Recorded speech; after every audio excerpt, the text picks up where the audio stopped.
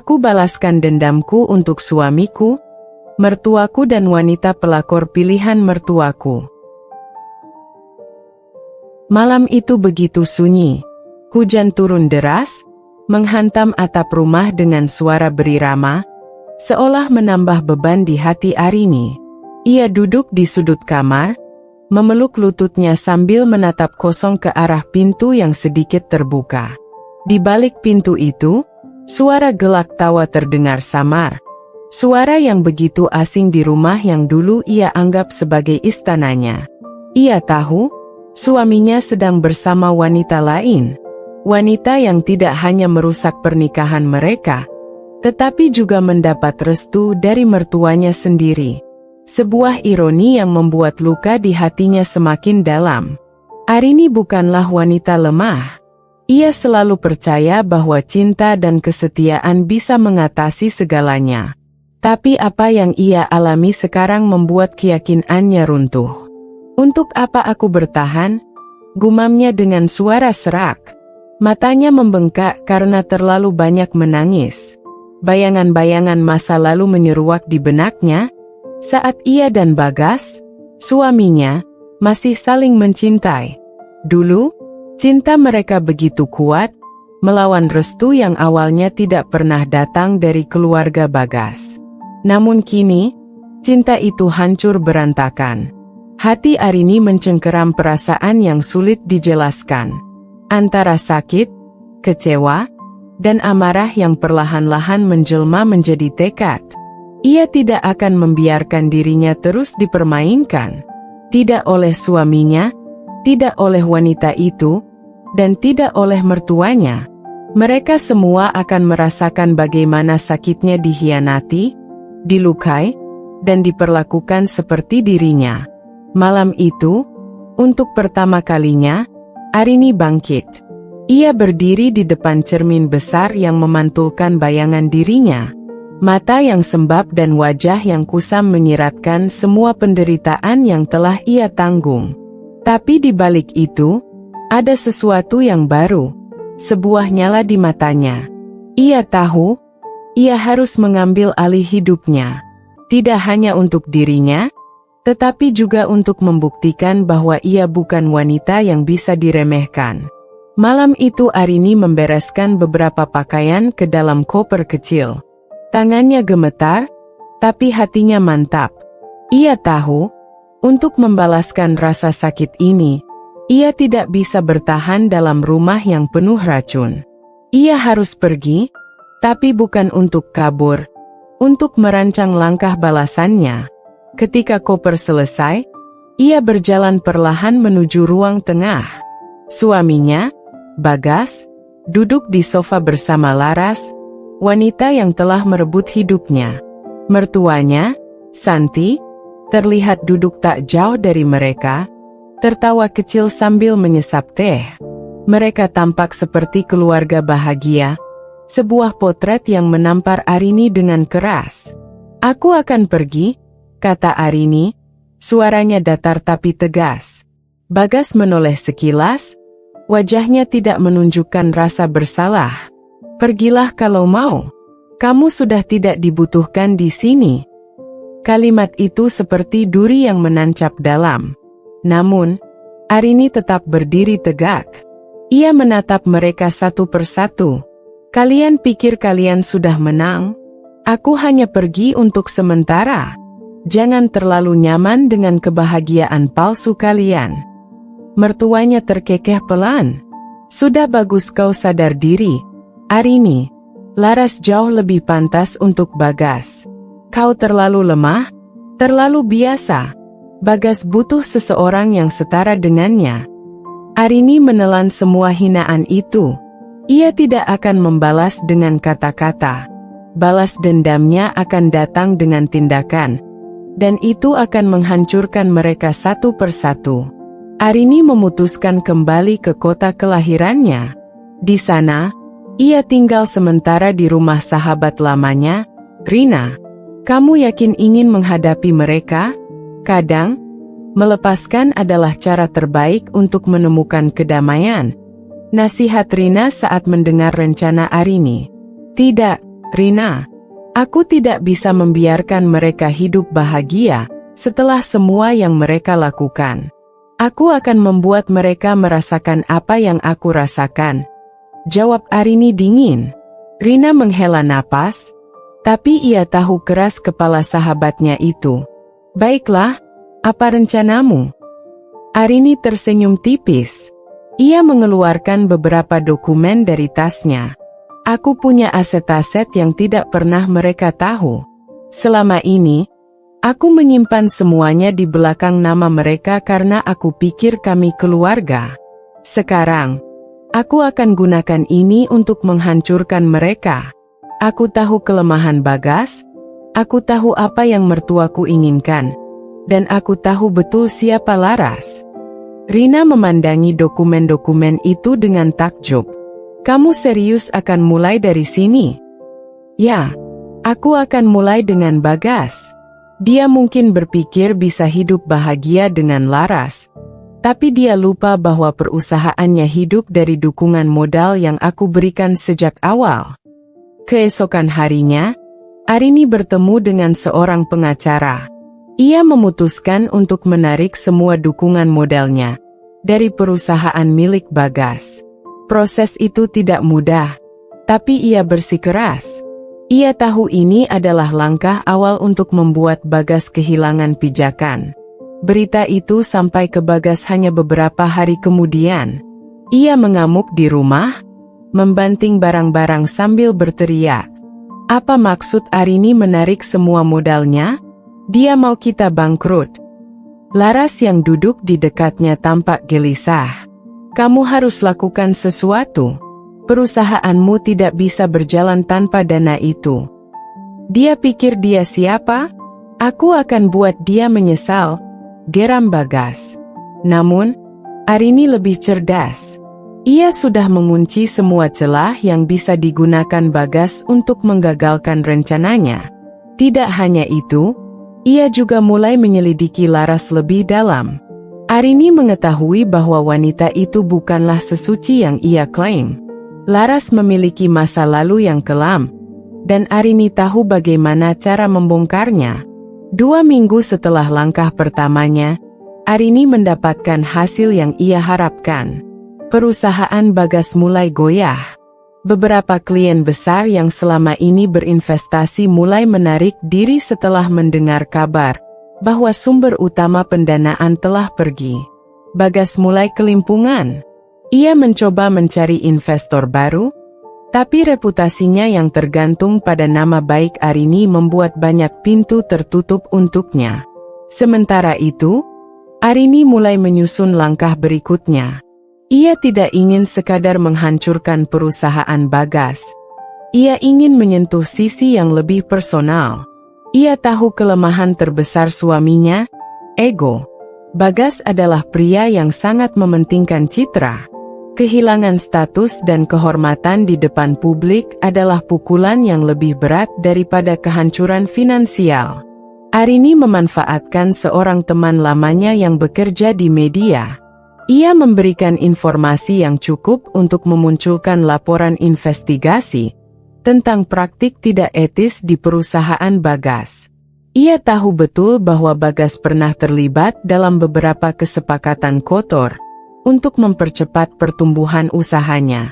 Dengan bukti yang tepat, berita itu muncul di salah satu portal berita utama, memuat nama Bagas dan perusahaan yang kini menjadi bahan pembicaraan.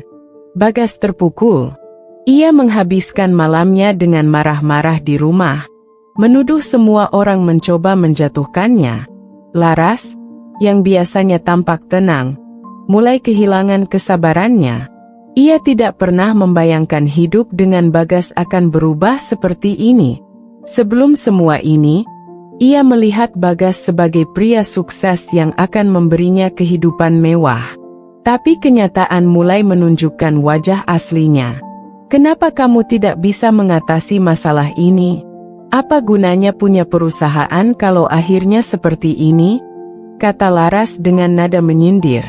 Bagas memandang Laras dengan tajam. Kamu pikir ini mudah? Arini sengaja melakukan ini semua. Dia yang memulai perang, dan aku akan memastikan dia tidak menang. Kamu tidak lihat? Dia lebih pintar darimu, Bagas. Dia sudah menghancurkan segalanya tanpa perlu menunjukkan dirinya langsung. Pernyataan itu membakar emosi Bagas. Ia tahu Laras benar, tapi ia tidak akan mengakuinya. Sebaliknya, ia memutuskan untuk melibatkan mertuanya, Santi, untuk mencari cara membendung langkah Arini. Sementara itu, Arini tidak berhenti. Ia telah menyusun rencana berikutnya, menyerang Laras. Ia mulai menyelidiki lebih jauh masa lalu wanita itu. Dalam waktu singkat, Arini menemukan sesuatu yang cukup untuk menghancurkan citra Laras. Sebuah skandal lama yang selama ini tertutup rapat, melibatkan penipuan yang pernah dilakukan Laras terhadap seorang pengusaha muda di kota lain. Bukti itu cukup untuk membuat Laras kehilangan reputasinya di kalangan sosial. Arini mengatur agar informasi itu disebarkan secara perlahan, cukup untuk menarik perhatian publik tetapi tidak langsung mengarah ke dirinya. Laras mulai merasakan tekanan itu. Ia sering menerima telepon anonim, pesan singkat yang mengingatkan tentang skandal tersebut, hingga akhirnya berita itu mulai tersebar. Dalam waktu singkat, nama Laras menjadi bahan pergunjingan. Teman-temannya menjauh, dan undangan ke acara sosial yang biasanya ia terima berhenti datang. Di tengah kekacauan itu, Laras akhirnya meledak di depan Bagas. "Ini semua salahmu. Kalau saja kamu tidak mempermalukan Arini, aku tidak akan terseret seperti ini." Bagas membanting gelas di tangannya. "Jangan salahkan aku. Kalau bukan karena kamu, Arini tidak akan pernah bertindak sejauh ini. Jadi sekarang kamu menyalahkanku?" Laras berteriak sambil menunjuk wajah Bagas. Santi, yang selama ini menjadi pendukung utama Laras, hanya bisa menggeleng. Wanita tua itu mulai merasa bahwa pilihannya mendukung Laras adalah kesalahan besar. Tapi ia terlalu sombong untuk mengakuinya. Namun, Arini tidak berhenti sampai di situ. Ia ingin memastikan Santi, mertuanya, merasakan pukulan yang sama. Ia tahu wanita itu terobsesi dengan gengsi keluarga. Maka, ia memutuskan untuk menyebarkan fakta bahwa keluarga Bagas kini tengah terjerat masalah finansial yang serius. Berita itu membuat teman-teman Santi di kelompok arisan mulai menjor. Beberapa bahkan membatalkan kerja sama bisnis dengan Santi. "Kamu puas sekarang?" Santi memarahi Bagas suatu malam. "Lihat apa yang sudah kamu lakukan pada keluargamu. Kita semua jadi bahan tertawaan." Bagas yang sudah frustasi hanya bisa menatap kosong. Ia tahu Arini telah memenangi permainan ini, tapi ia tidak tahu bagaimana caranya membalikkan keadaan. Pada saat yang sama, Arini mulai menikmati ketenangannya. Ia melihat bagaimana perlahan-lahan orang-orang yang telah melukainya hancur satu persatu. Mereka merasakan rasa sakit yang dulu ia rasakan, rasa dikhianati, direndahkan, dan kehilangan kendali atas hidup. Arini tahu, permainan belum selesai. Tapi untuk saat ini, ia cukup puas dengan hasil yang telah ia capai. Keesokan harinya, Arini duduk di sebuah kafe kecil yang sepi. Di depannya, sebuah laptop menyala, menampilkan email dari pengacaranya. Semua langkah hukum yang ia ambil sudah selesai. Bagas tidak lagi memiliki akses ke aset-aset yang pernah mereka bangun bersama, dan segala keuntungan yang dulu ia percayakan pada suaminya kini telah kembali padanya. Arini menutup laptop itu dengan senyum kecil. Ia ingat bagaimana dulu ia menaruh kepercayaan penuh pada Bagas. Ia menyerahkan segalanya, berpikir bahwa cinta mereka cukup untuk membuat mereka bertahan melawan dunia. Tapi dunia tidak seperti itu. Bagas tidak seperti itu. Sekarang, ia tidak lagi menjadi wanita naif yang bergantung pada cinta. Teleponnya bergetar. Sebuah pesan masuk dari Rina. Laras dan Bagas bertengkar besar di depan publik tadi pagi. Kabarnya, Laras pergi dari rumah mereka. Mertuamu juga mulai mengeluh di arisan karena tidak ada lagi yang menghormati mereka. Arini membaca pesan itu dengan perasaan campur aduk. Sebagian dari dirinya merasa puas, tapi ada juga bagian yang masih dihantui bayangan semua penderitaan yang pernah ia lalui. Ia mengingat malam-malam panjang penuh tangisan, rasa sakit yang tak pernah ia bagi dengan siapapun. Ia membalas pesan itu dengan singkat. Bagus, ini baru permulaan. Rina membalas dengan cepat. Permulaan? Apalagi yang kamu rencanakan? Arini tidak menjawab. Ia menyimpan ponselnya dan menatap keluar jendela. Hujan mulai turun lagi. Sama seperti malam itu ketika ia memutuskan untuk meninggalkan rumahnya. Tapi kali ini, hujan tidak lagi membuatnya merasa terkurung. Kali ini, ia merasa bebas. Di sisi lain kota, Bagas duduk di ruang tamu yang kini terasa hampa. Laras benar-benar pergi. Wanita itu meninggalkan catatan pendek, mengatakan bahwa ia tidak mau ikut tenggelam dalam kehancuran Bagas. Mertuanya, Santi, duduk di sofa sebelahnya dengan ekspresi penuh penyesalan. "Kamu pikir Arini akan berhenti?" tanya Santi dengan nada getir. Bagas menggeleng lemah. Dia tidak akan berhenti sampai dia melihat kita benar-benar jatuh. Kita harus melakukan sesuatu. Kalau tidak, semuanya akan hilang. Kamu mau aku lakukan apa? Dia sudah mengambil semuanya. Uang, reputasi, bahkan nama baik kita. Aku tidak punya apa-apa lagi. Santi terdiam. Untuk pertama kalinya, wanita itu merasa kalah. Ia tahu ia salah menilai Arini. Ia pikir menantu itu hanyalah wanita lemah yang mudah ditundukkan. Tapi kenyataannya, Arini jauh lebih kuat daripada yang pernah ia bayangkan. Arini menghabiskan malam di apartemen kecilnya, memeriksa dokumen-dokumen tambahan yang ia kumpulkan. Ada satu langkah terakhir yang ingin ia ambil. Sesuatu yang akan benar-benar memastikan bahwa Bagas, Laras, dan Santi tidak akan pernah bangkit lagi. Ia telah menemukan bahwa perusahaan Bagas memiliki utang tersembunyi yang selama ini disamarkan oleh manipulasi laporan keuangan. Arini mengirimkan dokumen itu ke beberapa pihak berwenang. Ia tahu, begitu informasi itu terbuka, Bagas tidak hanya akan kehilangan segalanya, tetapi juga mungkin menghadapi tuntutan hukum. Ia ingin memastikan bahwa suaminya merasakan beratnya kehilangan, sebagaimana ia pernah kehilangan dirinya dalam pernikahan itu. Tepat seminggu kemudian, berita tentang skandal keuangan perusahaan Bagas mencuat ke media. Polisi datang ke rumah Bagas untuk membawa dokumen-dokumen tambahan. Laras, yang sempat mencoba kembali mendekati Bagas, langsung menjauh begitu melihat situasi semakin buruk. Santi, yang selama ini hidup dari gengsi dan status sosial, mulai dikucilkan.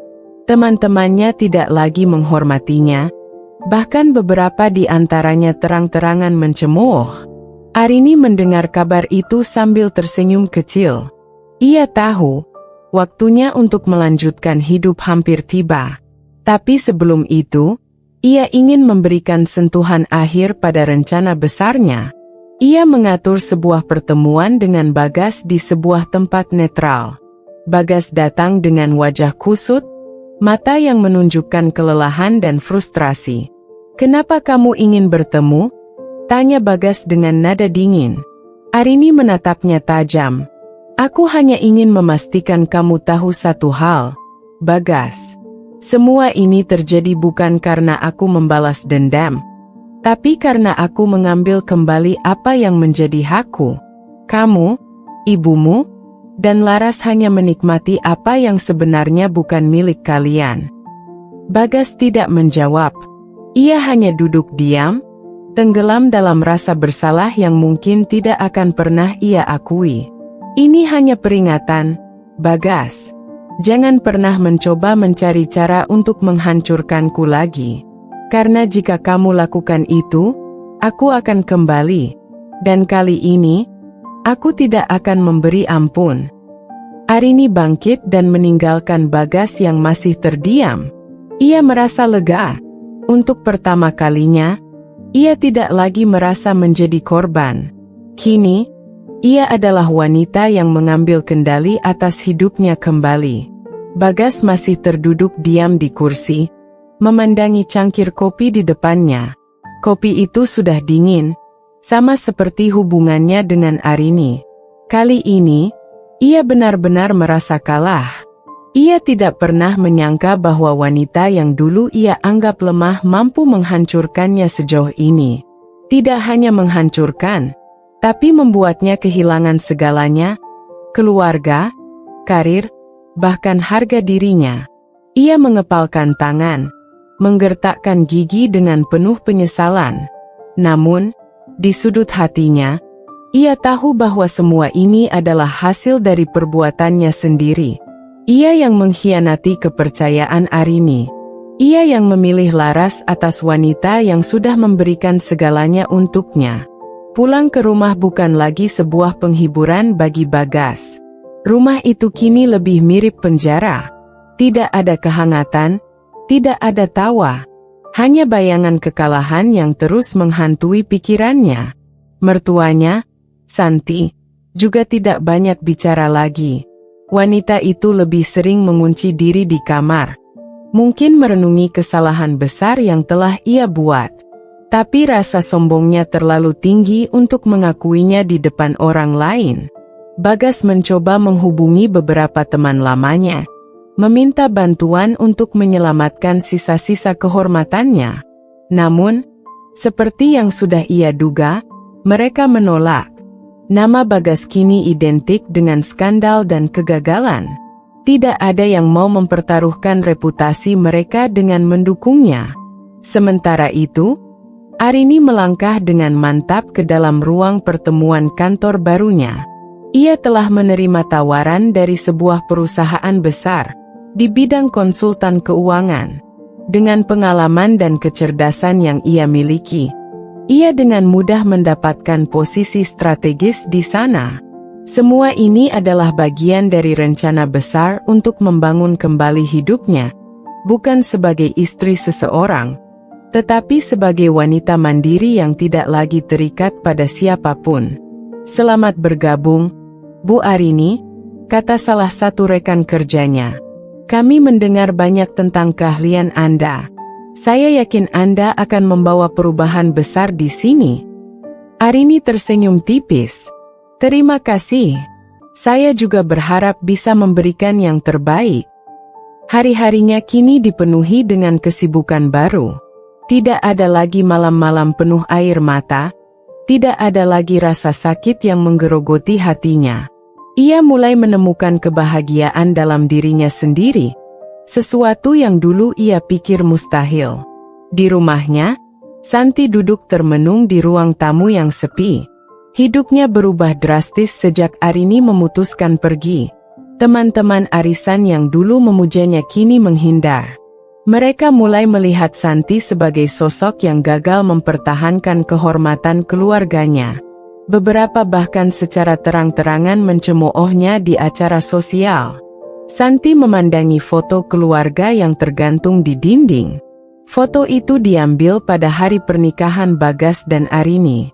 Ia ingat betul bagaimana ia menentang pernikahan itu sejak awal, menganggap Arini tidak cukup baik untuk putranya. Tapi sekarang, ia sadar bahwa Arini adalah satu-satunya orang yang pernah benar-benar peduli pada keluarganya. "Kita salah besar?" gumamnya pelan, meski tidak ada siapapun yang mendengarnya. Namun, meski penyesalan itu mulai menghantui, Santi terlalu keras kepala untuk meminta maaf. Baginya, mengakui kesalahan adalah tanda kelemahan, dan ia tidak pernah mau terlihat lemah. Laras, di sisi lain, mencoba memulai hidup baru di tempat lain. Ia kembali ke kota asalnya, berharap bisa melupakan semua yang terjadi.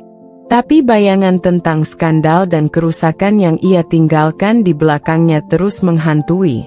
Di sana, ia mencoba mencari pekerjaan, tapi semua pintu tampak tertutup untuknya.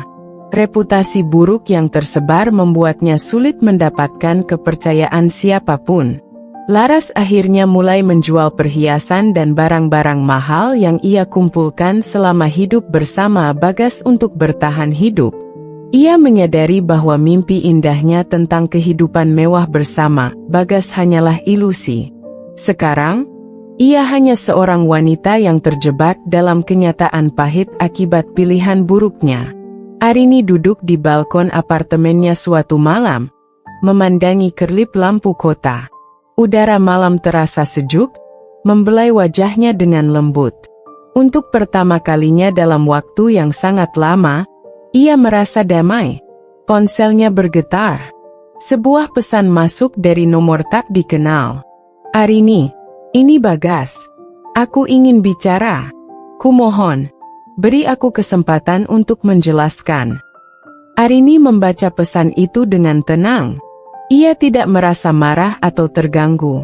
Sebaliknya, ia hanya merasa bahwa pesan itu datang terlalu terlambat. Ia tidak perlu mendengar penjelasan apapun lagi. Baginya, semua sudah selesai. Ia mengetik balasan singkat. "Tidak ada yang perlu dijelaskan, Bagas. Semuanya sudah jelas. Hidupku sekarang tidak lagi berhubungan denganmu." Pesan itu terkirim, dan Arini menutup ponselnya. Ia tahu, dengan mengirim pesan itu, ia telah menutup bab terakhir dari kisah menyakitkan yang pernah menjadi bagian hidupnya.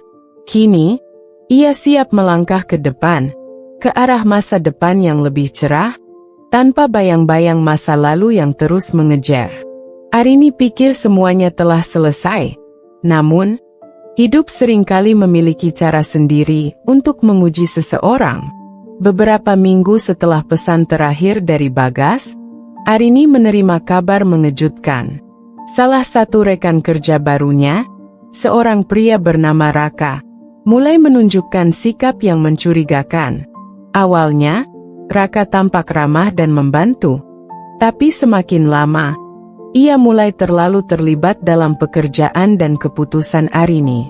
"Kamu harus lebih berhati-hati dengan Raka," bisik salah satu kolega Arini, Siska, saat mereka sedang makan siang. "Aku dengar dia pernah terlibat masalah di kantor sebelumnya. Orangnya licik."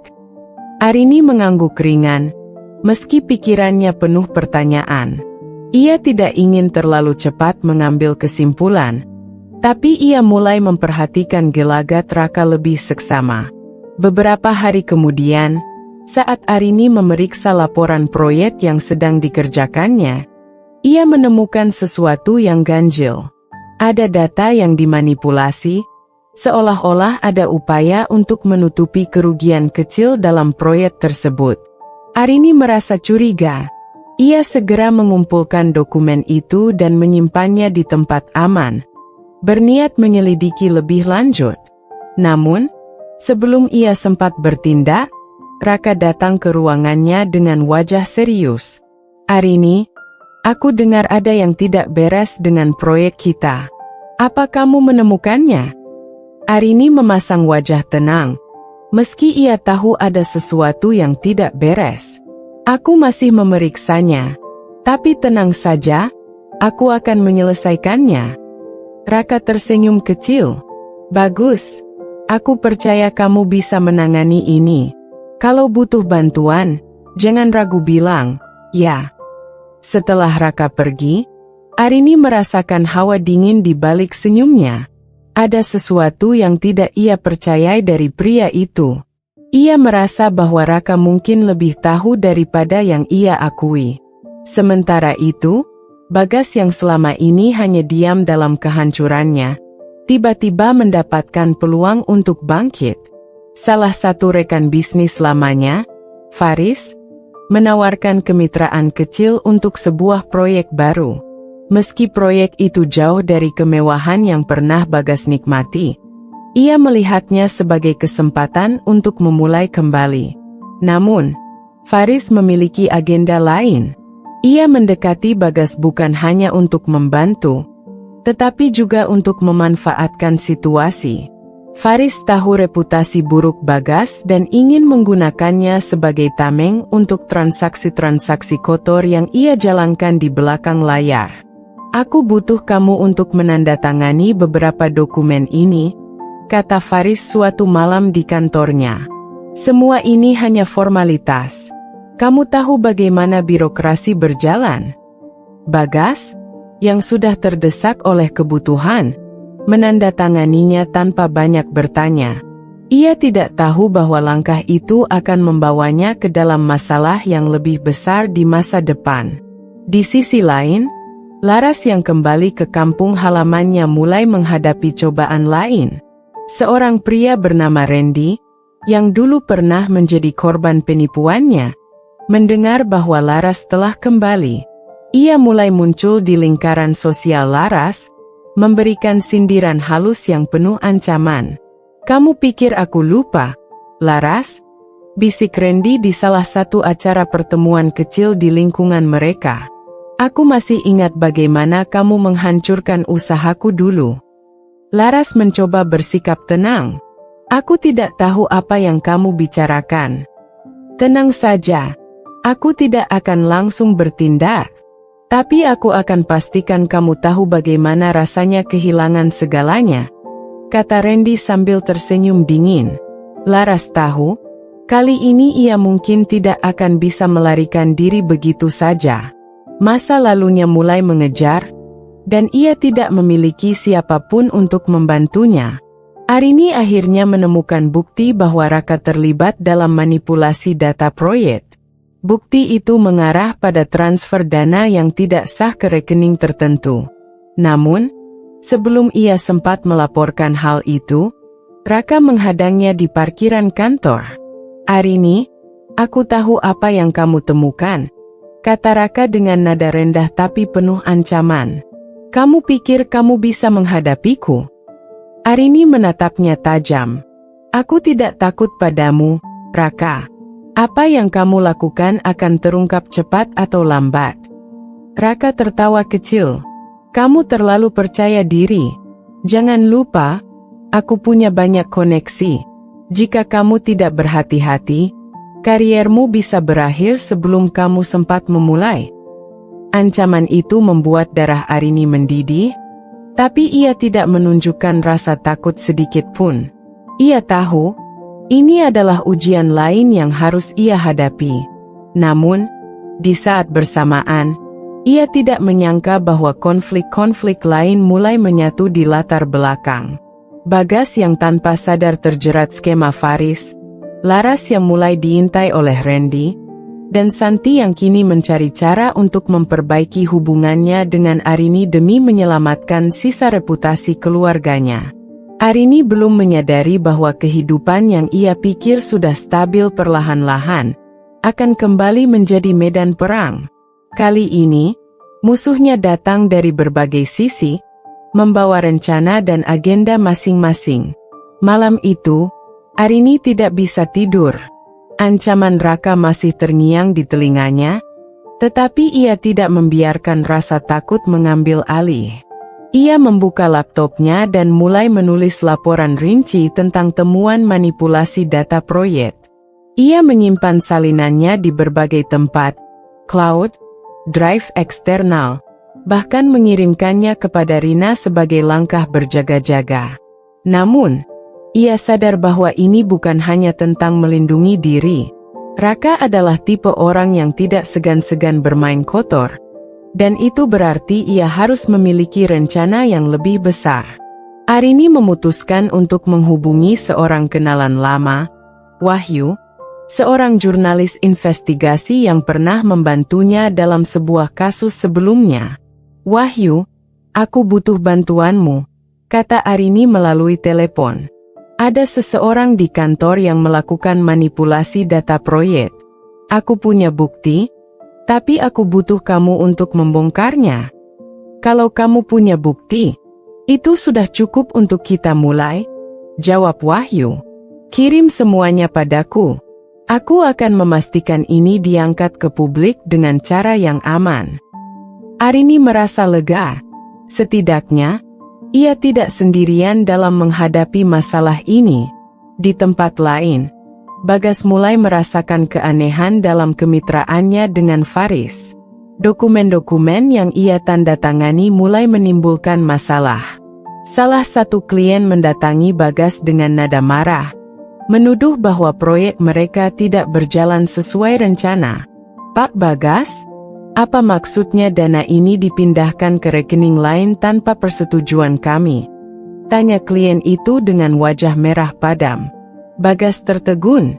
Ia tidak pernah mengatur perpindahan dana apapun. Tapi saat ia mencoba mencari tahu, Faris tiba-tiba muncul dengan sikap santai. Tenang saja, Bagas. Semua sudah diatur.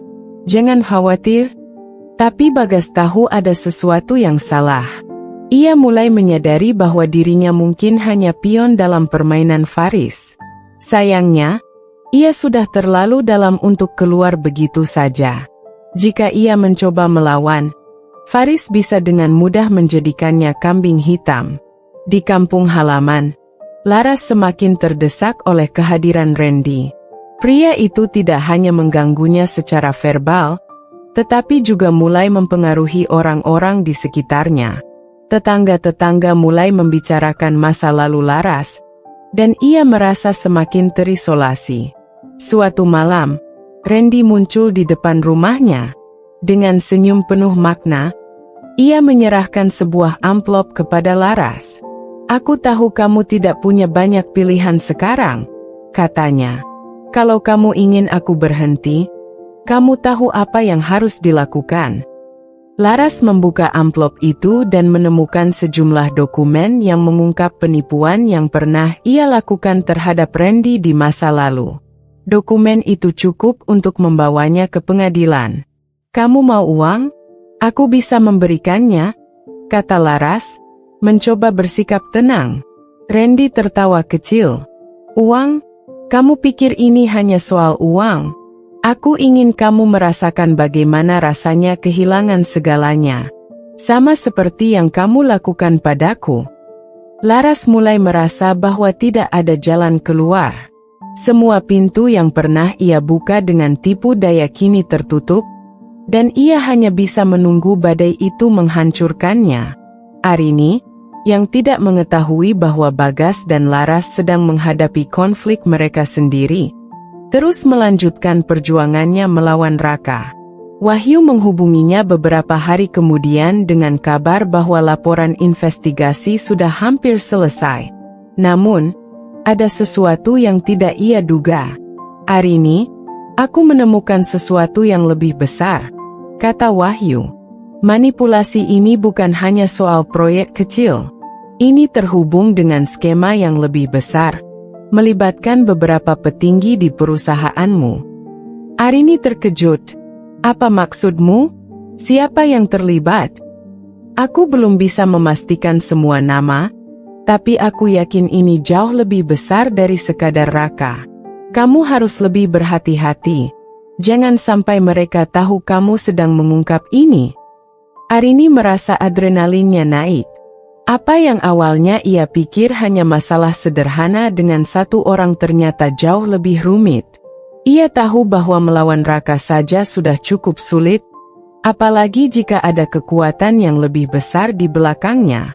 Bagas, yang semakin curiga dengan Faris, akhirnya memutuskan untuk menyelidiki lebih jauh.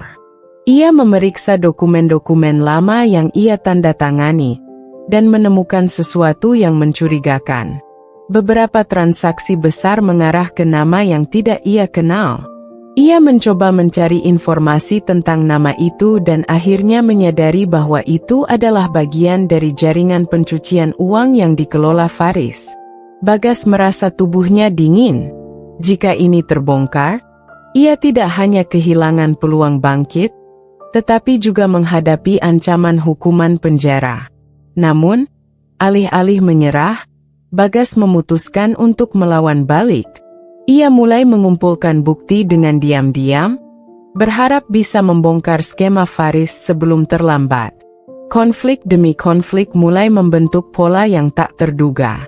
Jalan hidup Arini, Bagas, Laras, dan bahkan Raka perlahan-lahan saling bersinggungan, meski mereka berada di jalur yang berbeda. Dan ketika kebenaran mulai terungkap, satu pertanyaan besar muncul. Siapa yang benar-benar bertahan, dan siapa yang akan jatuh? Malam itu, Arini duduk di ruang kerja apartemennya dengan tangan yang gemetar. Dokumen-dokumen tentang skema besar di perusahaan tempatnya bekerja tergeletak di depannya. Semuanya jelas sekarang. Raka hanyalah ujung tombak dari permainan kotor yang jauh lebih besar. Ia memegang bukti kuat, tetapi ia tahu risiko besar yang mengintainya. Jika ia maju, ia bisa kehilangan segalanya. Pekerjaan, reputasi, bahkan nyawanya. Ponselnya bergetar. Sebuah pesan anonim masuk. Kamu terlalu jauh, Arini. Berhenti sekarang, atau kamu akan menyesal. Arini membaca pesan itu dengan perasaan campur aduk. Amarahnya berkobar, tetapi ia tahu ketakutan itu nyata. Ia menatap layar ponselnya dan berpikir, berhenti? Tidak. Aku sudah melewati terlalu banyak untuk mundur sekarang. Di sisi lain kota, Bagas duduk di kursi ruang tamu rumahnya yang kini terasa dingin dan sunyi. Ia memandangi dokumen-dokumen tentang transaksi gelap Faris. Di satu sisi, ia ingin segera menyerahkan semuanya kepada pihak berwenang. Tapi di sisi lain, Faris tahu terlalu banyak tentang dirinya. Kesalahan-kesalahan masa lalu Bagas yang bisa menghancurkan reputasinya lebih jauh. Bagas meremas rambutnya dengan frustrasi. Bagaimana aku bisa sebodoh ini? Semua ini salahku? Gumamnya. Tiba-tiba, suara ketukan keras terdengar di pintu. Bagas beranjak, dan saat ia membuka pintu, ia terkejut mendapati Santi berdiri di sana. Wajah wanita itu terlihat lelah, tetapi sorot matanya tetap tajam. Kita perlu bicara, kata Santi tanpa basa-basi, melangkah masuk tanpa menunggu izin. Bagas memandang ibunya dengan bingung. Apa yang terjadi, Bu? Santi menatapnya tajam. Kamu pikir aku tidak tahu? Aku tahu kamu sedang terlibat sesuatu yang berbahaya. Aku mungkin tidak sempurna, Bagas, tapi aku tidak akan diam melihat anakku jatuh lebih dalam. Kau harus keluar dari ini sebelum semuanya terlambat. Bagas menghela napas panjang. Aku tidak bisa, Bu. Faris, dia akan menghancurkanku kalau aku melawannya. Kamu sudah dihancurkan, Bagas, bentak Santi, suaranya bergetar. Apa lagi yang bisa dia ambil darimu? Kehidupanmu? Masa depanmu? Kamu harus melawan sebelum semuanya hilang. Untuk pertama kalinya, Bagas melihat ibunya menunjukkan emosi yang nyata. Ia merasa hatinya bergetar, tetapi rasa takut terhadap Faris masih menguasainya. Di kampung halaman, Laras duduk di kamar sempit yang kini menjadi tempat tinggalnya. Di depannya, amplop berisi dokumen dari Randy tergeletak seperti ancaman yang tak terhindarkan. Ia mencoba menghubungi beberapa teman lamanya, tetapi semua pintu tertutup. Tidak ada yang mau membantu wanita yang mereka anggap telah menghancurkan hidup begitu banyak orang. Tiba-tiba, telepon Laras berbunyi.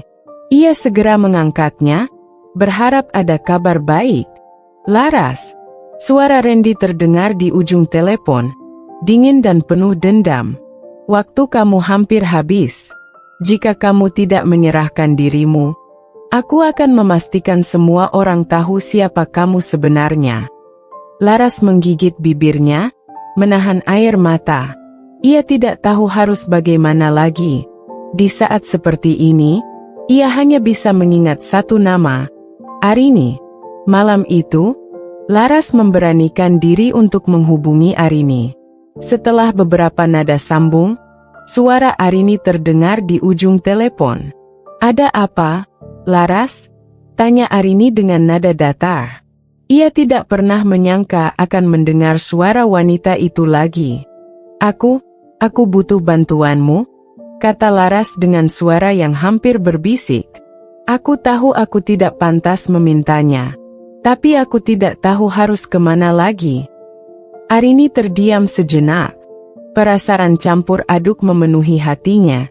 Kemarahan, kekecewaan, tetapi juga rasa ingin tahu.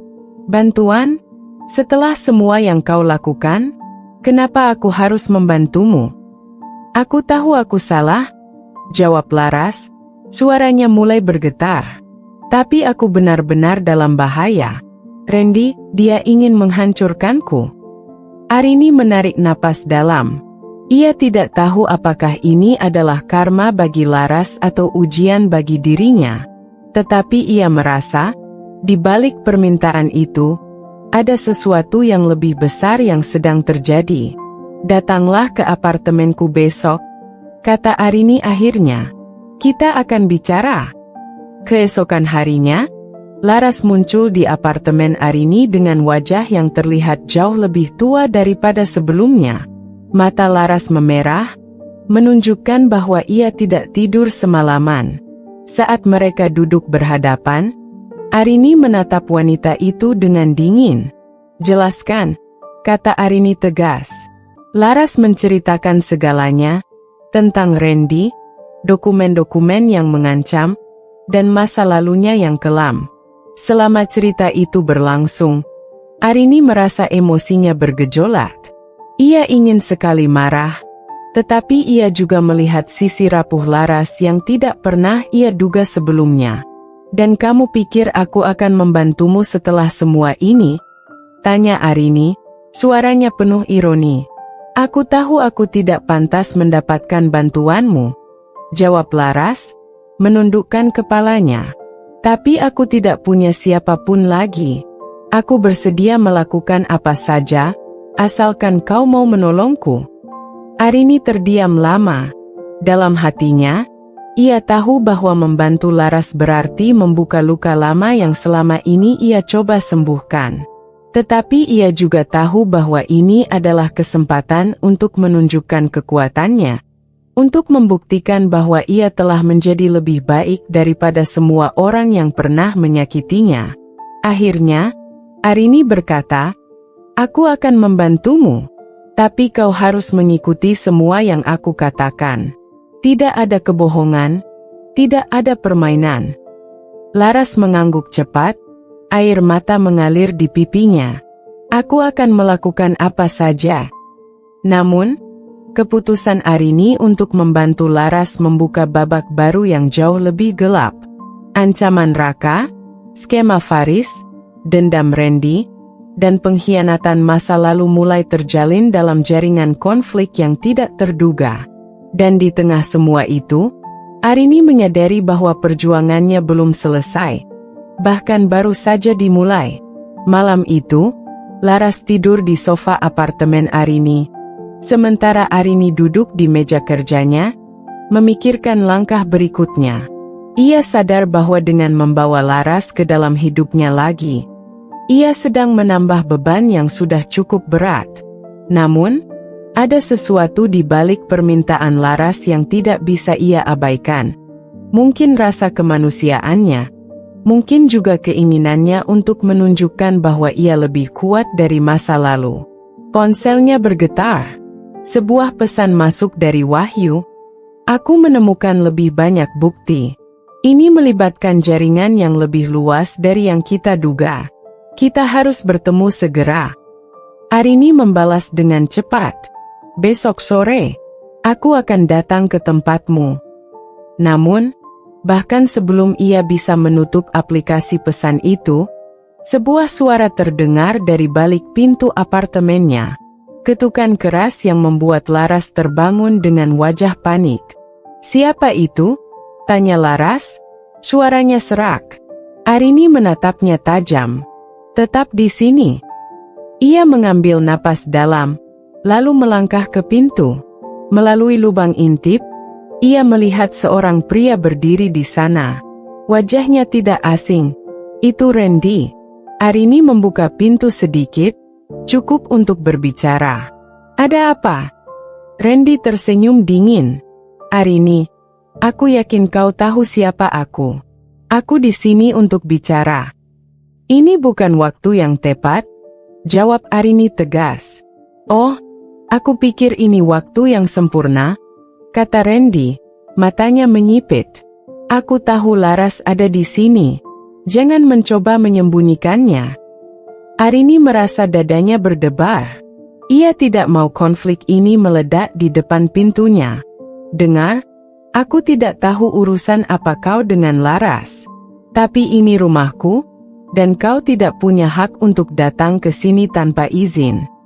Randy tertawa kecil. Oh, aku punya hak, Arini. Kau tidak tahu apa yang Laras lakukan padaku. Aku hanya ingin memastikan dia membayar semuanya. Arini menahan napas. Ia tahu pria seperti Randy tidak akan menyerah begitu saja. Kalau kau punya masalah dengannya, urus dengan cara yang benar. Jangan libatkan aku. Randy menatapnya tajam, lalu tersenyum dingin. Baiklah, Arini. Aku akan pergi untuk sekarang. Tapi ini belum selesai. Setelah Randy pergi, Arini menatap Laras yang tampak gemetar di sofa. Kau tidak memberitahuku kalau dia bisa melacakmu sampai ke sini, kata Arini dengan nada dingin. Aku tidak tahu dia akan sejauh ini, jawab Laras, suaranya hampir berbisik. Arini menggelengkan kepala. Dengar, Laras, kalau kau ingin aku membantumu, kau harus jujur sepenuhnya. Sekarang, katakan padaku, apa sebenarnya yang kau lakukan pada Randy? Laras menghela napas panjang, lalu mulai bercerita. Ia mengungkapkan bagaimana ia dulu memanipulasi Randy, mengambil uangnya dengan dalih investasi palsu, lalu meninggalkannya dalam kebangkrutan. Randy kehilangan segalanya, pekerjaannya, rumahnya, bahkan keluarganya. Aku tidak bangga dengan apa yang aku lakukan, kata Laras dengan mata berkaca-kaca. Tapi waktu itu, aku hanya berpikir untuk menyelamatkan diriku sendiri. Sekarang aku sadar, aku salah. Arini menatap Laras lama. Dalam hatinya, ia ingin menyerahkan Laras kepada Randy, membiarkan wanita itu membayar dosa-dosanya. Tetapi ia juga tahu bahwa membiarkan dendam menguasai hidup hanya akan memperburuk segalanya. Kita akan mencari cara untuk menyelesaikan ini, kata Arini akhirnya. Tapi kau harus bersiap. Ini tidak akan mudah. Keesokan harinya, Arini bertemu dengan Wahyu di sebuah kafe kecil di pinggiran kota. Wahyu membawa berkas-berkas tambahan yang menunjukkan bahwa manipulasi di perusahaan Arini bukan hanya melibatkan Raka, tetapi juga beberapa nama besar yang memiliki koneksi politik. Ini lebih besar dari yang kita duga, kata Wahyu dengan nada serius. Kalau kita salah langkah, kau bisa berada dalam bahaya besar. Apa kau pikir aku harus mundur? Tanya Arini. Wahyu menggeleng. Tidak, Arini. Tapi kau harus bermain dengan hati-hati. Jangan membuat mereka tahu bahwa kau sedang mengumpulkan bukti. Arini mengangguk. Ia tahu ini adalah langkah yang berisiko, tetapi ia tidak bisa membiarkan kejahatan ini terus terjadi. Sementara itu, Bagas memutuskan untuk menghadapi Faris secara langsung. Ia datang ke kantor Faris dengan membawa beberapa dokumen yang ia kumpulkan.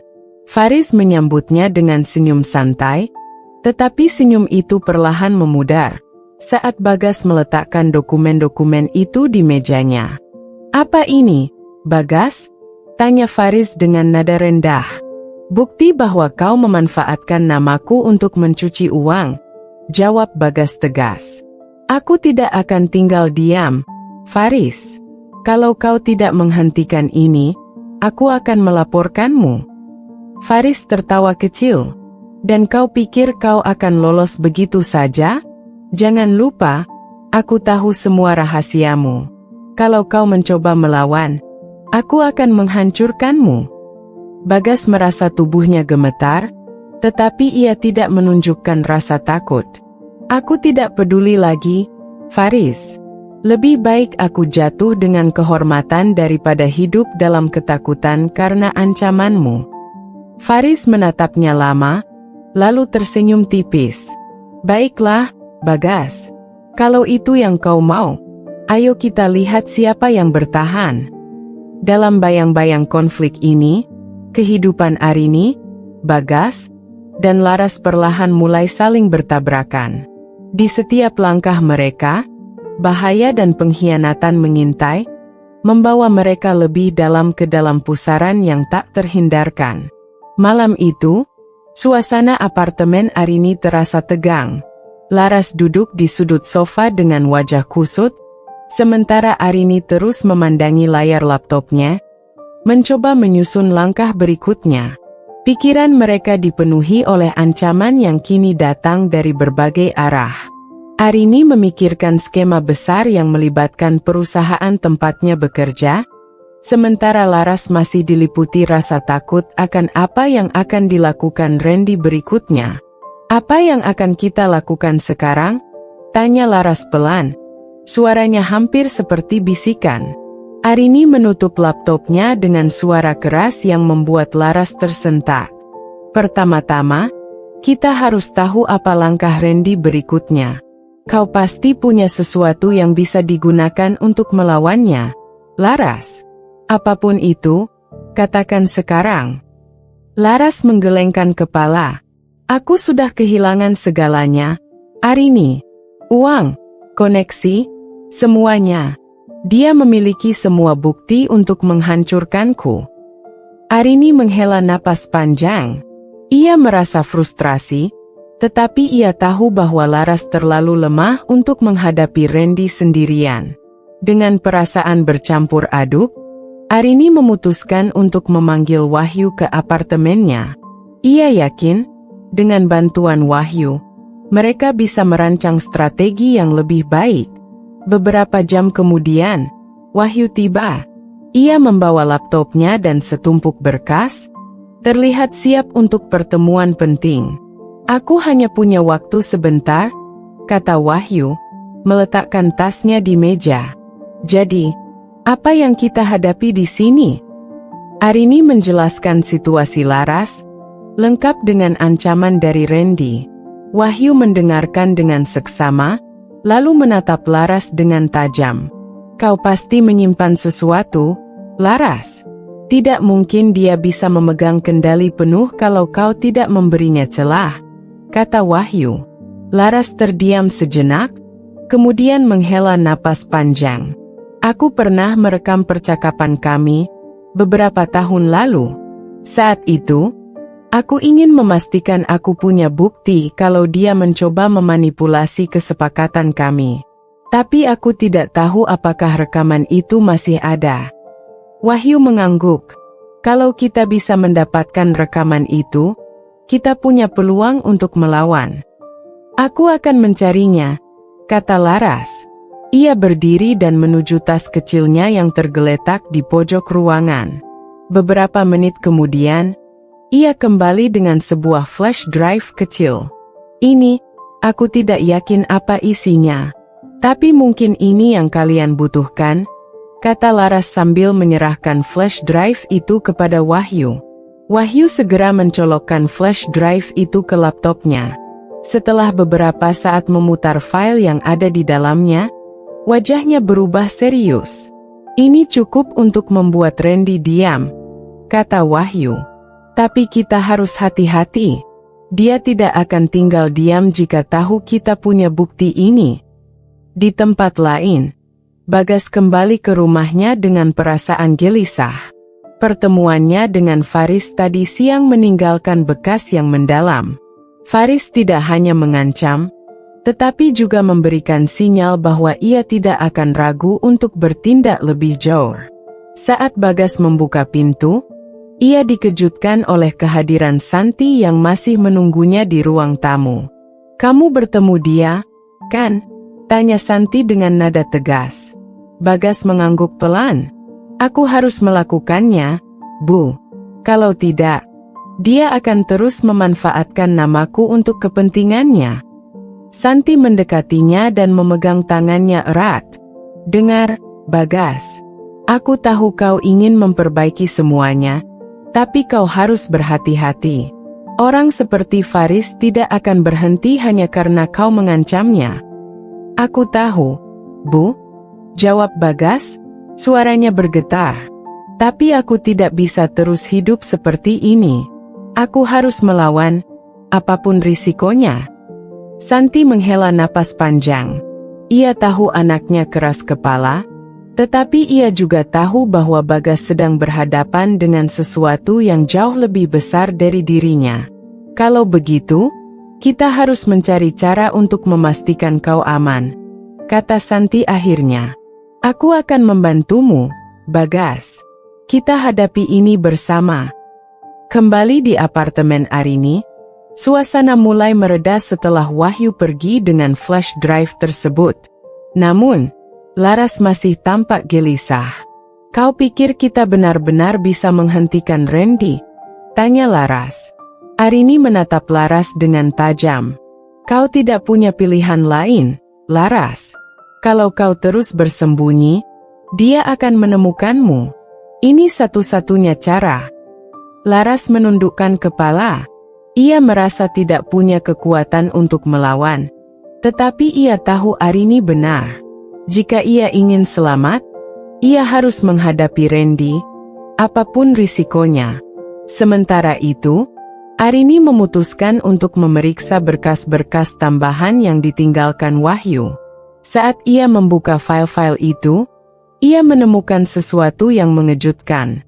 Salah satu nama yang terlibat dalam skema besar di perusahaan ternyata adalah Faris.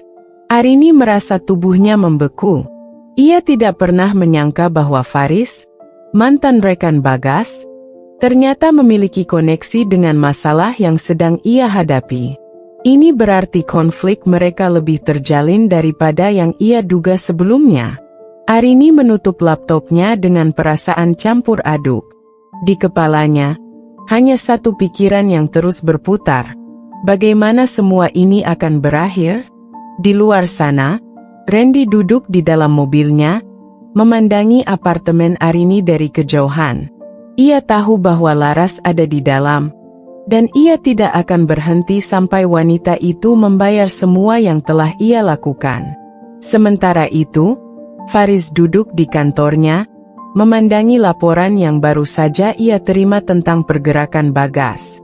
Ia tersenyum tipis, menyadari bahwa permainan baru saja dimulai. Di tangannya, ada dokumen yang cukup untuk menghancurkan Bagas sepenuhnya. Dan di tengah semua itu, Arini, Bagas, Laras, dan Wahyu perlahan terseret lebih dalam ke dalam pusaran konflik yang semakin rumit. Tanpa mereka sadari, langkah-langkah mereka mulai mengarah ke satu titik bentrokan besar yang akan mengubah segalanya. Keheningan malam yang menggantung di udara terasa mencekam. Di dalam apartemen Arini, suasana tegang semakin merayap. Arini duduk di meja kerjanya, tangan yang gemetar memegang ponsel. Ia baru saja menerima pesan singkat dari Wahyu yang mengabarkan bahwa rekaman dari Laras memang mengandung bukti kuat. Bukti yang bisa menjatuhkan Randy dan Faris sekaligus. Namun, ada satu masalah besar. Bukti itu belum cukup untuk menghentikan mereka. Bahkan lebih dari itu, Arini tahu, jika mereka tahu rekaman itu ada di tangan mereka, semua akan menjadi lebih berbahaya. Sementara itu, di luar apartemen, sebuah mobil hitam berhenti dengan perlahan.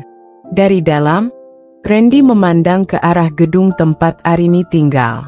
Wajahnya dipenuhi kebencian, tatapannya seakan bisa menembus tembok-tembok beton. Ia tahu, malam ini, ia harus mendapatkan kembali kendali. Arini merasakan sesuatu yang salah. Sejak larut malam, perasaannya semakin tak tenang. Tiba-tiba, teleponnya bergetar. Nama yang muncul di layar adalah Wahyu. "Ada apa?" Arini bertanya cepat, suaranya agak cemas. "Aku baru saja mendapat info dari sumberku. Randy tahu soal rekaman itu. Mereka sedang mencari tahu di mana kamu dan Laras bersembunyi. Kalau mereka menemukan kalian sebelum kita bergerak, semuanya akan berakhir," kata Wahyu dengan nada terengah-engah. "Kita harus pindah sekarang, Arini." "Sekarang juga?" Jantung Arini berdegup kencang. "Tapi, aku tidak bisa begitu saja meninggalkan semuanya. Wahyu memotongnya. "Arini, dengarkan aku. Kalau kamu ingin bertahan hidup dan menyelesaikan semuanya, kamu harus keluar dari sini. Sekarang, aku akan menjemputmu." Arini memejamkan mata, merasakan ketegangan yang semakin membekap. Tanpa banyak bicara lagi, ia melangkah cepat menuju ruang tamu, membangunkan Laras yang sudah tertidur dengan gelisah. "Ada apa?" tanya Laras terbangun, melihat wajah Arini yang penuh kecemasan. "Kita harus pergi. Sekarang," jawab Arini dengan tegas. "Randy dan Faris sudah tahu tentang rekaman itu. Mereka tidak akan berhenti sampai kita tidak ada lagi." Laras terdiam, wajahnya pucat, namun matanya dipenuhi ketakutan. "Mereka akan membunuh kita, kan?" Arini menarik nafas dalam-dalam. "Aku tidak akan membiarkan itu terjadi. Tapi kita harus keluar dari sini dulu. Ayo, cepat." Sementara itu, di luar gedung, Randy sudah berada di dekat mobilnya. Wajahnya dipenuhi amarah yang mendalam.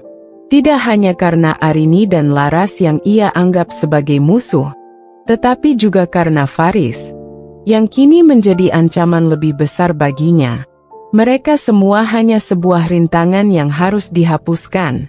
"Ini bukan lagi tentang uang," Randy berkata pada dirinya sendiri, matanya menyala dengan penuh kebencian.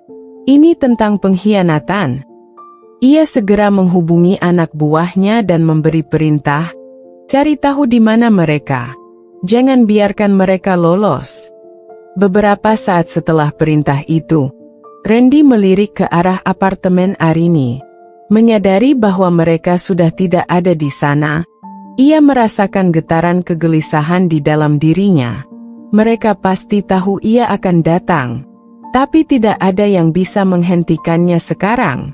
Tak lama setelah itu, Arini dan Laras tiba di sebuah tempat aman yang disiapkan oleh Wahyu. Sebuah rumah sewaan yang terletak di pinggiran kota. Suasana sekitar sangat sepi, dan di luar, hanya ada suara angin yang menderu. Arini merasa seolah dunia sedang menonton setiap gerakan mereka. Wahyu segera mendekat begitu mereka tiba. Ekspresinya serius dan penuh kekhawatiran. "Kalian aman di sini untuk sementara waktu," kata Wahyu. "Tetapi kita tidak bisa lama-lama bersembunyi. Mereka pasti sudah mengejar." Arini menggigit bibirnya, tak bisa menutupi ketegangan yang ia rasakan. "Apa yang harus kita lakukan selanjutnya?" tanya Arini. Suara seratnya menunjukkan betapa tertekan dirinya.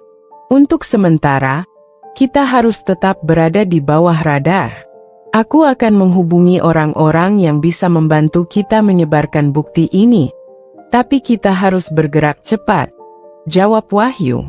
"Jika Randy dan Faris sampai tahu soal ini, mereka akan melakukan apa saja untuk menghentikan kita." Laras tampak semakin panik. "Apa yang akan terjadi pada kita?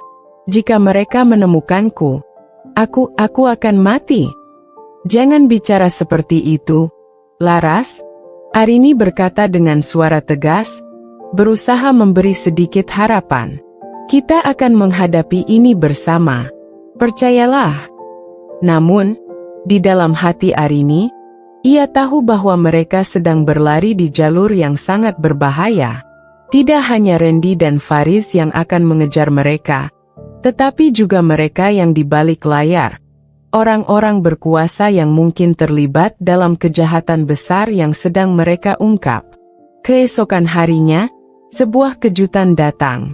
Bagas, yang tak tahu apa lagi yang bisa dilakukan untuk melindungi dirinya, menerima telepon dari seseorang yang ia anggap sudah lama tidak mendengarnya. Dari ibunya, Santi. "Bagas, aku tahu semuanya," kata Santi dengan suara tenang, namun tegas. "Aku tahu siapa yang terlibat dalam semua ini. Aku tahu apa yang mereka rencanakan." Bagas terdiam. "Apa maksudmu, Bu?" "Aku bekerja sama dengan seseorang untuk memantau pergerakan mereka," jawab Santi. "Faris dan Randy, mereka bukan orang biasa. Mereka punya koneksi yang sangat kuat. Tapi aku tidak bisa melakukannya sendirian. Aku perlu kau di sini untuk membantu mereka yang benar-benar berjuang." Bagas merasa dadanya sesak. Aku sudah terlalu terjebak dalam permainan mereka. Aku takut, Bu. Aku takut akan apa yang akan terjadi pada kita." "Jangan takut, Bagas." Suara Santi terdengar lebih lembut. "Kita akan menghadapinya bersama." Sementara itu, Randy tidak tinggal diam. Malam itu, ia kembali melakukan pengejaran, mendekati rumah sewaan tempat Arini dan Laras bersembunyi. Mobil hitam yang digunakan anak buahnya melaju dengan kecepatan tinggi, siap untuk menghadapi apapun yang akan mereka temui. Sudah hampir sampai, salah seorang anak buah Randy melaporkan melalui intercom. Randy mengangguk, senyum dingin menghiasi wajahnya. Mereka sudah menunggu terlalu lama. Kejaran itu semakin dekat. Arini, yang sudah mulai merasakan bahaya mengintai, berbisik pada dirinya sendiri. "Kami tidak punya banyak waktu lagi." Namun, saat perasaan ketakutan semakin mendalam, Arini juga merasakan sesuatu yang lebih kuat. Keinginan untuk bertahan, untuk mengalahkan musuh yang sudah merusak hidupnya selama ini. Tak ada pilihan lain. Pertempuran ini harus dimenangkan, apapun yang terjadi. Saat malam semakin larut, ketegangan semakin memuncak. Di dalam rumah sewaan yang sepi, Arini dan Laras duduk di ruang tamu, berusaha tenang meskipun ketakutan terus menghantui. Suasana yang seharusnya tenang justru terasa mencekik, seakan-akan setiap detik membawa mereka lebih dekat ke dalam cengkeraman bahaya. Wahyu yang sebelumnya pergi untuk mengatur rencana, kembali dengan wajah serius, tampak lebih cemas dari sebelumnya. "Mereka sudah menemukan jejak kita," kata Wahyu dengan suara berat. "Randy dan anak buahnya sekarang sedang menuju ke sini. Kita tidak punya banyak waktu lagi." Arini menatap Wahyu dengan mata penuh tekad. "Berapa lama kita punya waktu?" "Paling lama 1 jam. Setelah itu, mereka akan mengepung tempat ini," jawab Wahyu. Laras, yang sudah duduk dengan tubuh gemetar di sudut ruangan, akhirnya mengangkat wajahnya. "Jadi, kita hanya bisa lari." "Lari adalah pilihan terakhir kita," jawab Arini. "Tapi kita harus pastikan mereka tidak bisa menangkap kita begitu saja. Kita harus melawan, apapun yang terjadi." Wahyu mengangguk. "Saya akan tetap di sini untuk mengalihkan perhatian mereka. Kalian berdua harus pergi ke arah hutan di belakang rumah ini. Ada jalan keluar yang bisa membawa kalian ke tempat aman. Saya akan mengikuti kalian begitu saya memastikan mereka tidak akan menemukan jejak kita." Arini merasa berat hati, namun tak ada pilihan lain. Mereka sudah berada di ujung jurang dan harus melangkah maju. "Baik, kita ikuti rencana ini." Ketika mereka bersiap untuk pergi, suara langkah kaki terdengar di luar, semakin dekat. Arini merasa jantungnya berdegup kencang. Tanpa berkata apa-apa, ia menarik Laras ke belakang rumah, menuju hutan yang gelap. Dengan setiap langkah, Perasaan cemas dan takut semakin menghimpit dada mereka. Di luar, suara mesin mobil terdengar semakin keras, semakin mendekat. Randy dan anak buahnya tidak akan berhenti sampai mereka menemukan Laras dan Arini. Di dalam hutan, angin malam yang dingin bertiup kencang, mengiris kulit mereka. Arini menggenggam tangan Laras erat-erat, berusaha menjaga agar langkah mereka tetap cepat meskipun kegelapan menyelimuti seluruh jalan. Mereka hanya bisa mendengar suara dedaunan yang terinjak dan napas mereka yang berat. Setiap detik terasa seperti bertahun-tahun. Mereka tahu bahwa meskipun mereka berlari, ancaman masih tetap ada. Laras yang terengah-engah menoleh ke arah Arini. Suara gemetar terdengar dari bibirnya. Apakah kita akan berhasil keluar dari sini hidup-hidup?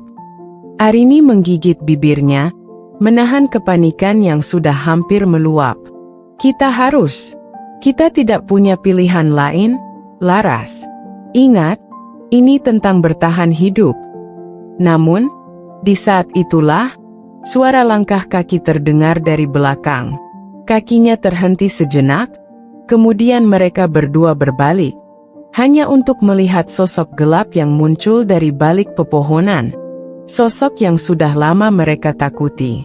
Randy, dengan senyum dingin yang terlihat jelas meskipun dalam kegelapan, berdiri di hadapan mereka. Apakah kalian pikir bisa melarikan diri dariku? Suara Randy menggetarkan udara malam. Ini hanya awal, Laras.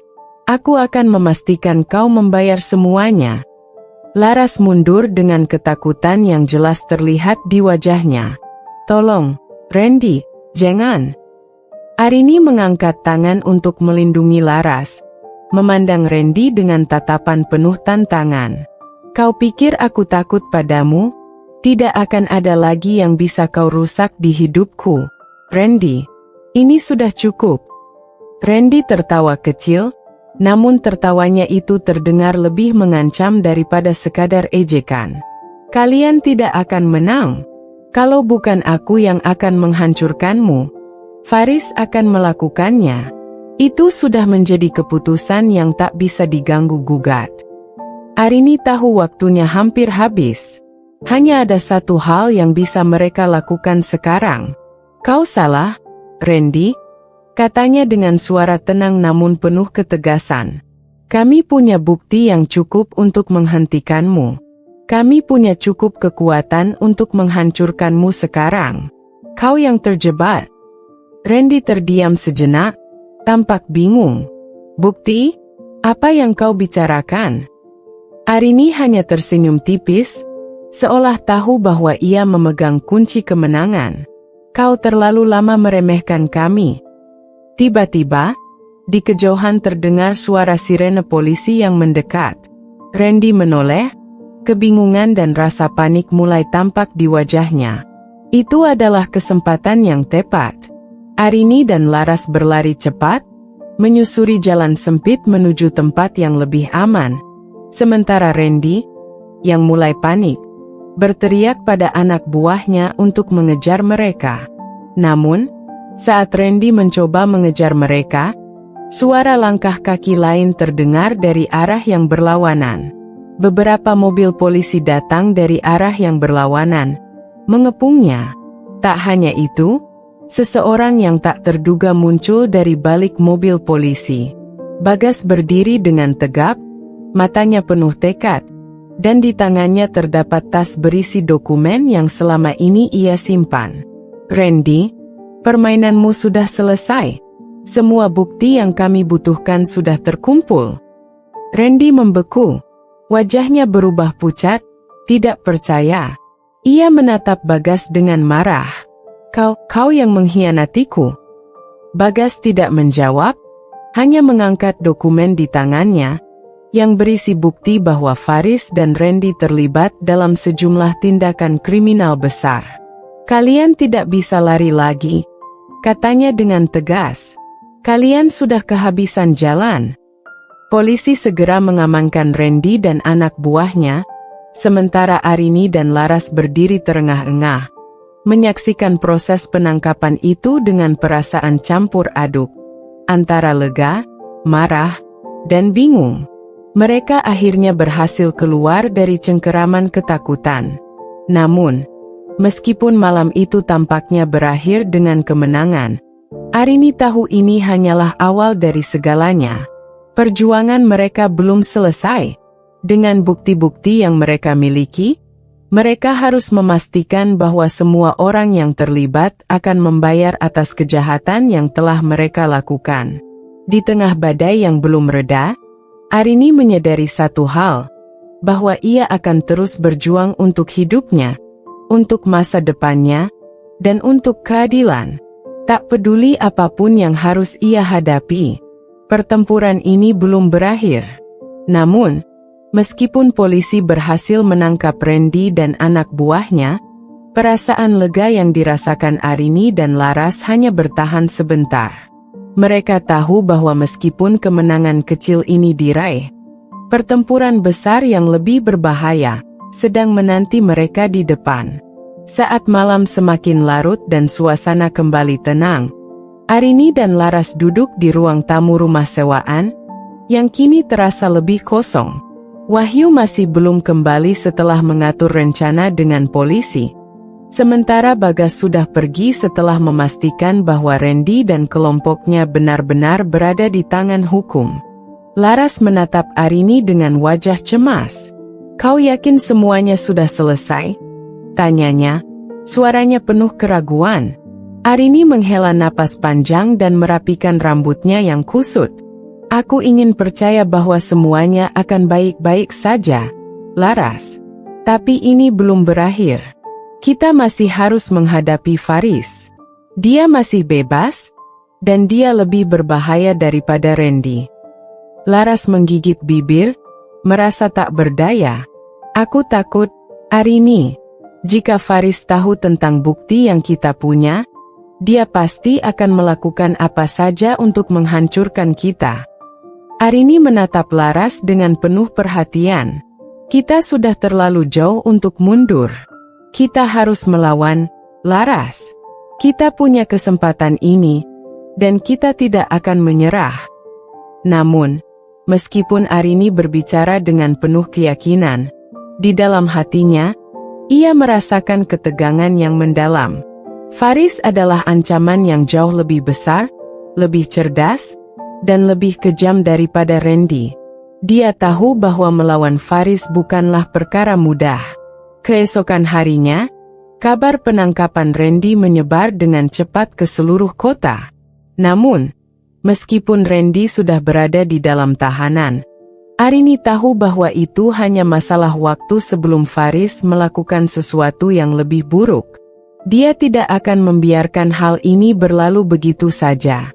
Arini dan Laras tidak bisa tinggal diam. Mereka harus bergerak cepat.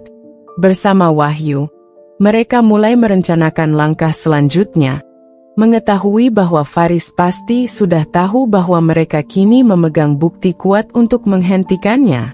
Namun, kali ini, Arini tidak ingin hanya bertahan. Dia ingin menghancurkan semua kekuasaan Faris, dan memastikan bahwa mereka tidak akan pernah mengancam hidupnya lagi. Namun, satu kejutan datang pagi itu. Seseorang mengetuk pintu rumah sewaan dengan keras, dan Arini, yang sedang berdiskusi dengan Wahyu, langsung terkejut. "Siapa itu?" tanya Arini, suara tegang. Wahyu mengangkat bahu. "Tidak tahu. Mungkin hanya orang yang salah alamat." Tapi Arini tidak bisa membiarkan rasa curiga itu menghilang begitu saja. Ia berjalan mendekati pintu dan membuka sedikit, hanya untuk menemukan sosok yang tidak ia harapkan. Wajah Bagas terlihat lelah, penuh beban, dan ada kesan kecemasan yang sangat nyata di matanya. "Aku tahu kalian tidak ingin bertemu denganku lagi, tapi aku harus berbicara," kata Bagas, suaranya rendah dan penuh penyesalan. Arini menatapnya dengan dingin. "Apa yang kau lakukan di sini, Bagas? Bukankah seharusnya kau berada di pihak yang benar sekarang?" Bagas menundukkan kepala, seolah-olah ada penyesalan yang mendalam. Aku tahu, Arini. Aku tahu apa yang sudah aku lakukan. Aku ikut dalam permainan Faris dan Randy, dan aku menyesalinya sekarang. Tapi aku datang ke sini untuk memberitahu kalian sesuatu yang penting. Arini menatapnya tajam, masih skeptis. Apa yang kau ingin katakan, Bagas? Apakah kau datang untuk membelakangi kami lagi? Bagas menghela napas, matanya penuh dengan kekhawatiran. Faris tidak akan tinggal diam. Dia sudah tahu bahwa kita punya bukti yang bisa menjatuhkan dia. Dia akan melakukan apa saja untuk memastikan kita tidak bisa membongkar rencananya. Aku ingin membantu kalian, Arini. Aku ingin memperbaiki kesalahan yang sudah aku buat. Tiba-tiba, Wahyu masuk ke dalam ruangan, tampak sedikit cemas. Ada apa ini? Bagas, kenapa kau di sini? Kau harus tahu, jika kau berpihak pada Faris, kita tidak akan bisa bekerja sama. Bagas menatap Wahyu dengan tatapan serius. Aku bukan lagi pihak Faris. Aku sudah tidak bisa terlibat dalam kejahatan itu lagi. Aku tidak akan biarkan Arini dan Laras menghadapi Faris sendirian. Arini mengerutkan dahi. Ia tahu Bagas berusaha meyakinkannya, namun masih ada keraguan yang besar di hatinya. Kau pasti punya alasan tersendiri, Bagas. Tapi aku tidak bisa begitu saja percaya padamu. Apa yang sebenarnya kau inginkan? Bagas terlihat frustrasi, kemudian menarik napas panjang. Aku tidak bisa mengubah masa lalu, Arini. Tetapi aku bisa membantu kalian menghadapi Faris sekarang. Aku tahu di mana Faris akan bergerak selanjutnya. Aku tahu tempat-tempat yang akan dia serang. Aku ingin memberikan informasi itu kepada kalian. Arini berpikir sejenak. Jika apa yang Bagas katakan benar, ini bisa menjadi kesempatan untuk melawan Faris lebih awal sebelum dia bergerak lebih jauh. Tetapi, keraguan masih menggelayuti pikirannya. Jika kau benar-benar ingin membantu, kata Arini akhirnya, kamu harus membuktikannya. Buktikan bahwa kamu bisa dipercaya. Buktikan bahwa kamu tidak akan mengkhianati kami lagi. Bagas mengangguk, wajahnya penuh dengan tekad. Aku akan membuktikan semuanya. Saat mereka menyusun rencana baru, perasaan cemas yang melingkupi mereka semakin menguat. Keputusan yang mereka ambil hari itu bisa mengubah segalanya. Jika mereka berhasil mengalahkan Faris, mereka bisa hidup dengan damai. Tapi jika mereka gagal, konsekuensinya bisa sangat mengerikan. Namun, satu hal yang Arini tahu pasti, mereka tidak bisa mundur. Mereka sudah terlalu jauh, dan meskipun ancaman semakin nyata, mereka harus melawan dengan segala yang mereka punya. Saat malam menjelang, Arini memandang keluar jendela rumah sewaan, merasa ketegangan semakin merayap. Pertempuran ini belum selesai, pikirnya. Dan kali ini, aku tidak akan membiarkan siapapun merusak hidupku lagi. Hari itu, Arini dan Laras berdiri di depan rumah sewaan mereka, menatap jauh ke depan. Malam semakin mendekat, dan suasana yang penuh ketegangan terasa semakin membekap. Mereka sudah siap untuk menghadapi apapun yang datang. Semua perencanaan telah disusun, dan mereka tahu bahwa pertempuran besar dengan Faris tidak bisa dihindari lagi. Arini melihat Laras yang tampak kelelahan, matanya yang mulai sembab karena kurang tidur. Sementara Wahyu dan Bagas sudah pergi untuk menyiapkan langkah terakhir. Mereka berdua tinggal di rumah sewaan ini dengan perasaan campur aduk. Tidak ada lagi rasa aman, tidak ada lagi harapan kosong. Semua yang mereka miliki adalah keteguhan hati untuk bertahan. Laras menatap Arini dengan cemas. Arini, jika kita gagal kali ini, apa yang akan terjadi pada kita? Arini menghela napas panjang, dan menatap langit yang gelap. Kita tidak bisa gagal, Laras. Kita sudah terlalu jauh. Kita harus bertahan, apapun yang terjadi. Namun, di dalam hatinya, Arini merasakan ketakutan yang mendalam. Meskipun ia berusaha untuk terlihat tegar di depan Laras, hatinya dipenuhi keraguan. Rencana mereka bisa saja gagal. Faris terlalu kuat, dan mereka hanya punya sedikit waktu. Laras mendekat, menggenggam tangan Arini dengan erat. Aku takut, Arini. Aku tidak tahu apa yang harus kulakukan jika semuanya berakhir buruk. Arini menatap Laras dengan lembut. Jangan takut, Laras. Apapun yang terjadi, kita akan menghadapi ini bersama.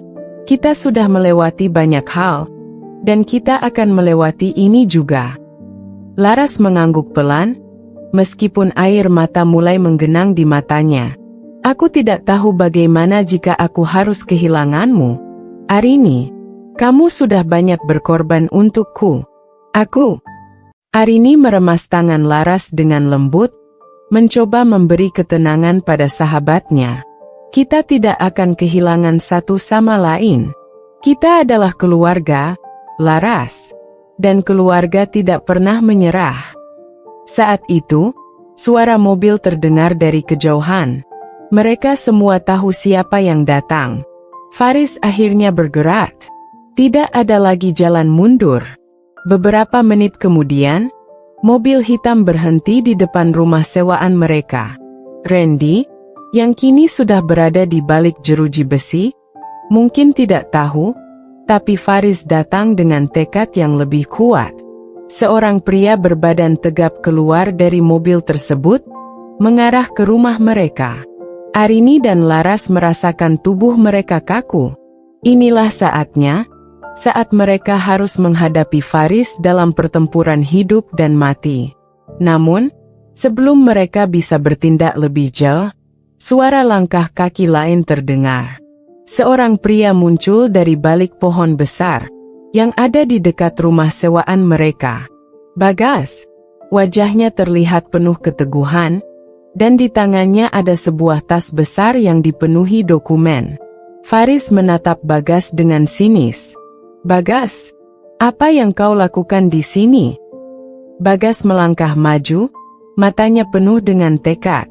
Aku datang untuk menghentikanmu, Faris. Aku datang untuk mengakhiri semua ini. Faris tertawa sinis. Kau berani menentangku? Bagas mengangguk, langkahnya semakin dekat dengan Faris. Aku sudah cukup melihat kerusakan yang kau buat, Faris. Tidak ada lagi yang akan aku biarkan hancur karena ambisimu. Aku sudah bertanggung jawab atas semua yang terjadi, dan aku ingin menebus semua kesalahanku. Faris mendengus, namun ada raut kecemasan yang mulai tampak di wajahnya. Jangan berpikir kau bisa menghentikan ini. Semua sudah terlambat. Bagas tidak menghiraukan ancaman Faris. Kau salah, Faris. Kami memiliki bukti yang bisa menghancurkan semua yang kau bangun. Kami tidak akan diam lagi. Suasana semakin menegangkan. Semua orang tahu bahwa detik-detik berikutnya akan menentukan. Bagas mengangkat tas yang dibawanya, membuka sedikit isi tas itu, memperlihatkan beberapa dokumen yang bisa menghancurkan karir dan hidup Faris. Bukti yang selama ini mereka cari. Namun, sebelum Faris bisa bereaksi, suara sirene polisi terdengar semakin dekat. Polisi yang telah dipanggil oleh Wahyu segera datang, mengepung area sekitar rumah sewaan.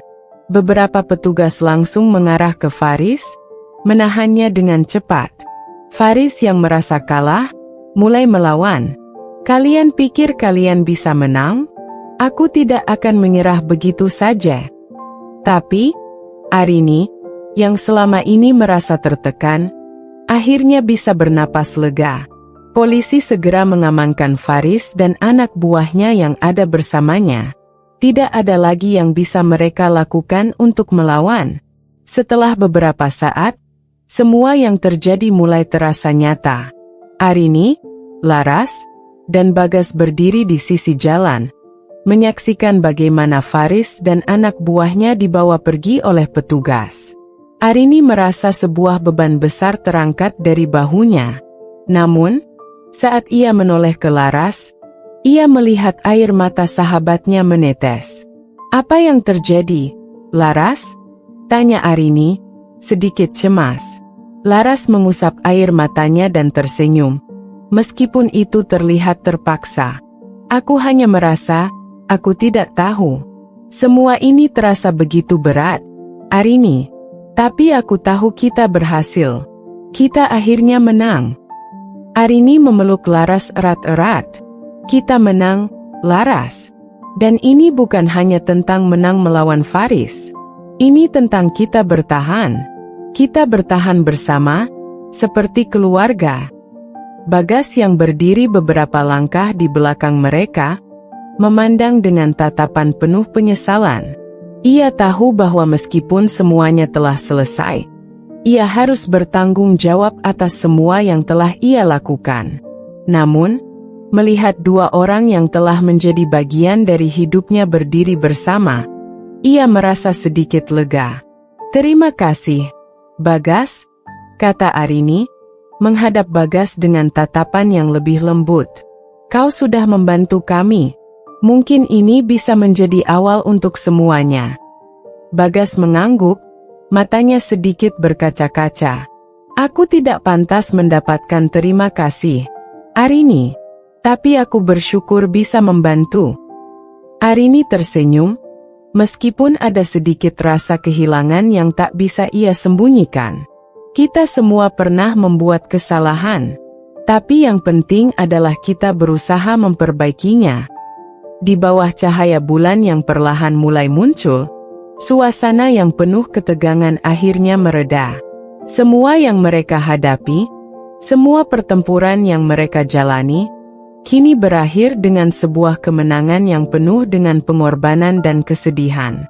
Arini, Laras, dan Bagas berdiri bersama, merasa bahwa mereka telah melalui sesuatu yang sangat berat, dan meskipun tidak ada jaminan bahwa hidup mereka akan selalu aman, mereka tahu satu hal, mereka bisa bertahan bersama.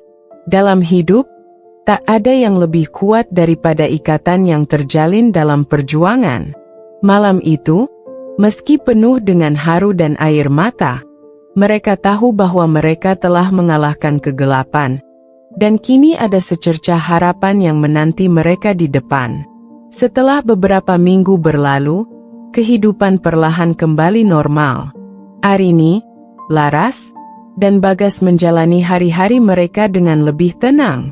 Faris dan para pengikutnya telah dihukum atas kejahatan yang mereka lakukan, dan meskipun itu memberi mereka sedikit rasa kelegaan, dalam hati mereka masih ada kepedihan yang tak mudah untuk hilang.